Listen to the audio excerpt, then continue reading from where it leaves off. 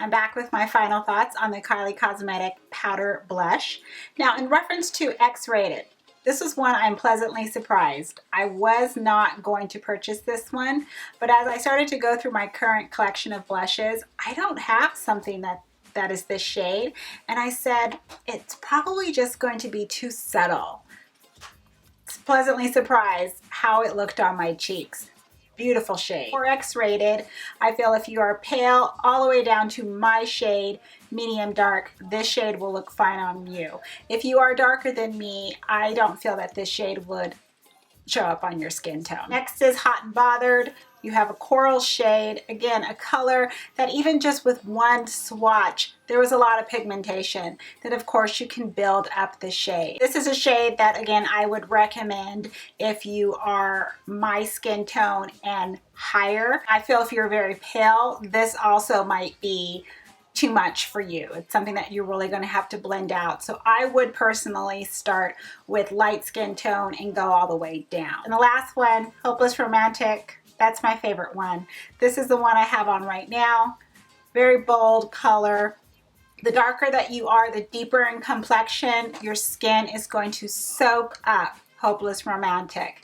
Anything above medium dark skin tone, you need to go very light hand with this shade. But again, deeper skin tones, this is the one for you. The texture of the blushes themselves, they're smooth. They feel, personally, they feel like any other high-end blush. There's nothing unique about the formula. It's not like a bouncy mousse texture. When I dipped my brush into the powder, there was some kick up. It wasn't a huge amount where it flew everywhere, but there is some kick up. That doesn't concern me. I always take my brush and you know, kind of just tap it off to get some excess on and then go ahead with the application. Last, what I wanted to talk about with the blushes is the brushes used. As you saw in the body swatches, these shades, with the exception of Hopeless Romantic, the first two shades were very subtle on the skin, very subtle on my arm. And that's why I wanted to have that little bit of extra lighting so that you could see the shade on my skin.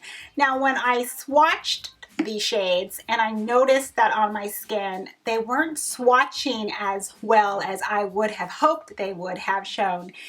This is what the first thing I thought of is the type of brush that I'm going to need to use with this type of powder. I wanted to show you how on one side of the application, when you use a brush that is a natural hair brush, for example, this brush from Smith is natural hair, it's goat hair. Natural hair brushes will pick up powder the best, pick it up and then start to blend on the complexion. I feel the best. They have these fibers that's still in the hair that just kind of grab the powder and start to do what it needs to do. Now with a synthetic brush, for example, this is the e.l.f. blush brush.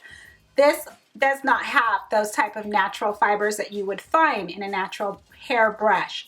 So when this goes to pick up the powder, it's not going to grab onto powder as a natural hair brush. So that's why I wanted to show you the difference. Also because I know a lot of consumers have synthetic hair brushes in their collection. Therefore, with a synthetic brush with this blush powder, I feel that you're going to have to build up the color just a little bit more than you would have to if you used a natural hair brush.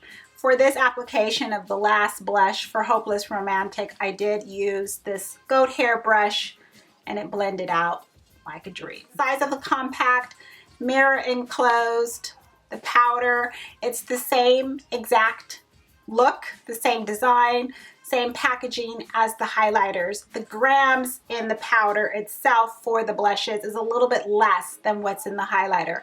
Other than that, that's really the only difference. Oh, and the price. So the price is $2 less than the highlighters, which would make sense since you're getting less per grams of powder in the blushes than you are getting in the highlighters. And I feel for the price, you get a mirror. The powders are I feel the powders are pigmented. Again, I recommend using the natural hair brush.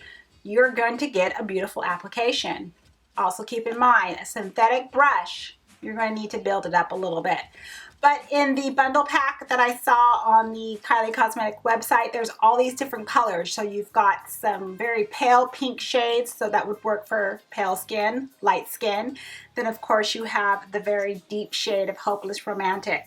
So I feel that there's a color for every skin tone. I feel the formula is great. It's pigmented powder. And frankly, what more could you want in a blush? So I'm happy, and I think the brand did a good job on the blushes. So that's my review. I hope you enjoy the swatches. I hope this little extra bit of information at the end was helpful for you. I want to thank you for stopping by and watching. I hope you all have a wonderful day or evening. Please remember to like and subscribe on your way out. And as always, I'm going to see you in the next video. Goodbye, everyone.